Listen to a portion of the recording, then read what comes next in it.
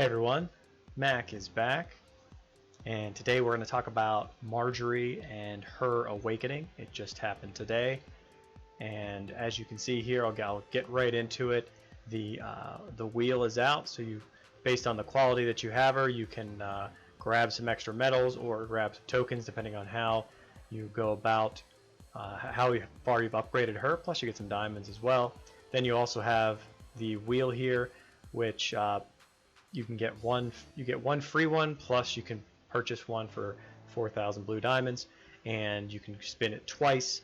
I was unlucky and got the Spirit of the Weirwood twice. So, but as you spend, if you want to spend money on it, you can actually upgrade her quite well. And actually, it might be a little bit cheaper than normal as well. I mean, there are $2 per basically per spin, but her medals are very expensive. It's $20 for 5 medals. So you could do it 10 times and be able to probably get more medals on this wheel. So something to consider. But let's go check out her other part of her awakening. So as you can see over here, I only have her Margaery in blue. Her medals are expensive, and I didn't find it worth it to be able to upgrade her at this point in the game, or throughout the game, I guess, because she really didn't have as much use as I would have liked. Her base quality here. She has the research speed, she has total health, and she has total attack. So those totals there can get up to 15%, and her research can get up to 25%. So those aren't too bad overall but just the expense that it's going to cost is going to be quite significant. And actually, look at that. I can take her into purple quality there, so I actually was able to upgrade her. So that's something that I didn't realize, because I must have just collected the medals. But she has some pretty good stats here with those, so that's very nice. When they are fully upgraded, you're going to get the total attack and total health of about 24%, because you'll have her gold as well. And the research speed, since it'll be 25%, it should be around about 40% or so, 45% research speed, which you really don't care about at that point in the game, especially if you're upgrading her. Then we look at her awakening, and we'll go from there. Take a look at what she does. Same thing as we talked about before with other commanders that have been awakened. You get the max level up to 20 here total. You can reduce the cooldown by 5 seconds. The 60% damage there as well added on. The friendship, which will be nice. We'll go take a look at that a little bit later. And then we also have the 4-star, I'm sorry, that's the 4-star. You have the 3-star ability here, which is the 1.6. And then there is a 4-star ability. It's the Thorn of the Rose. And it says, after casting active army skills, there is a 50% chance to inflict the disarm status on one lineup of a random enemy male commander. So this is similar to what Daenerys had with the disarm, where you can see there at the bottom, unable to use normal attacks. That's a disarm. So she complements the female lineup quite well. And then the rest of that is the duration is equivalent to the number of enemy male commanders in battle times 2 seconds. So basically, if they have all male commanders in their lineup, then it's going to be 10 seconds of being disarmed. There's a 50% chance of getting 10 seconds. So she is very, very, very good against male commanders. Now, if you're facing another female setup, she's completely worthless when it comes to her awakening skill here, because this has to be male commanders for it to proc. So just be aware of that. Also, you can see at the bottom, right after the first part, the second paragraph, target lineup selection.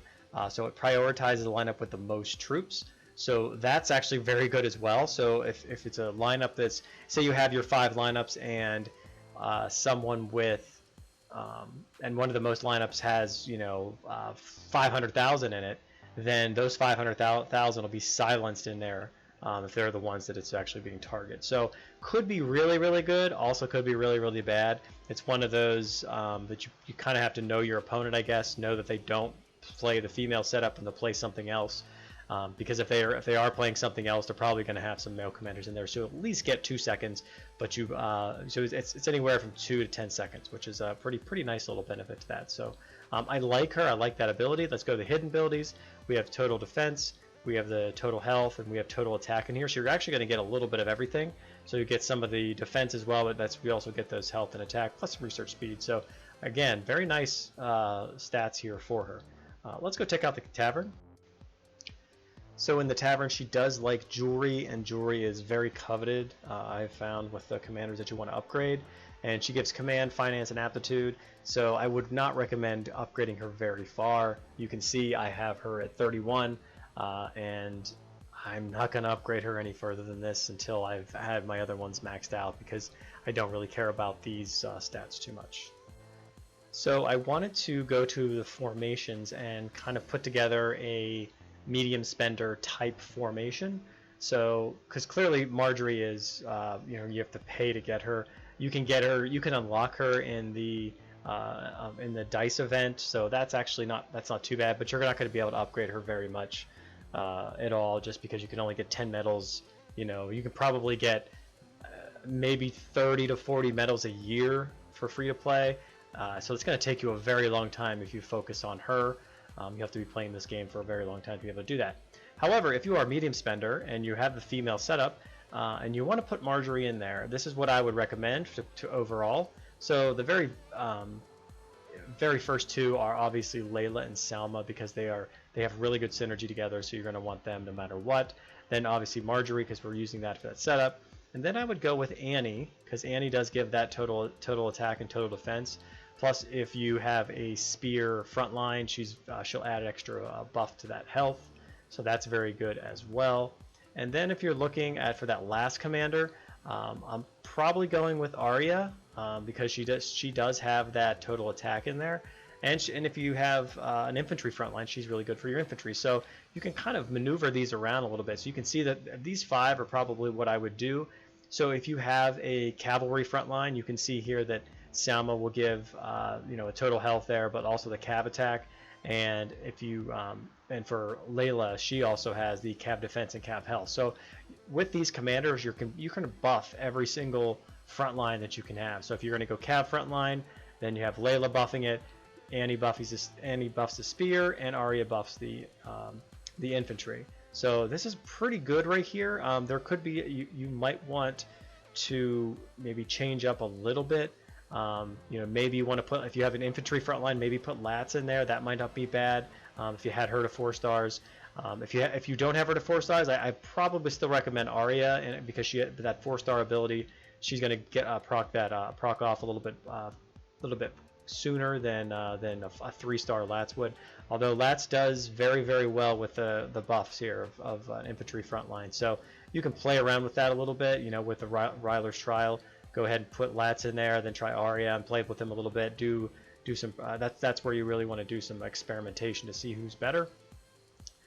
Rey could also be one you'd want to look at too, as long as she's 3-star and not 4-star, because once she gets to 4-star, she becomes almost useless for the female formation. So that's something else to consider. The rest of the infantry here, maybe Sinara if you have her 4-starred and. Obviously a gold as well, but if you have her 4-starred, you're going to get a lot of the infantry buffs there too, so that could be good. But Lats would probably be better than her. When it comes to the other cav units that you'd want, there's nothing else really in here. Maybe Lyanna a little bit, because she does buff that cav front line, so if you'd want that. And the spear, you're not going to have Daenerys as a medium spender most likely. That was just me concentrating on that a little bit. And Miranda would be the other one in there. So there are specific ones that you could do, but this is probably the one overall that would be the best. So hope this helped you a little bit with Margaery and my recommendations towards her. Till next time, Mac out.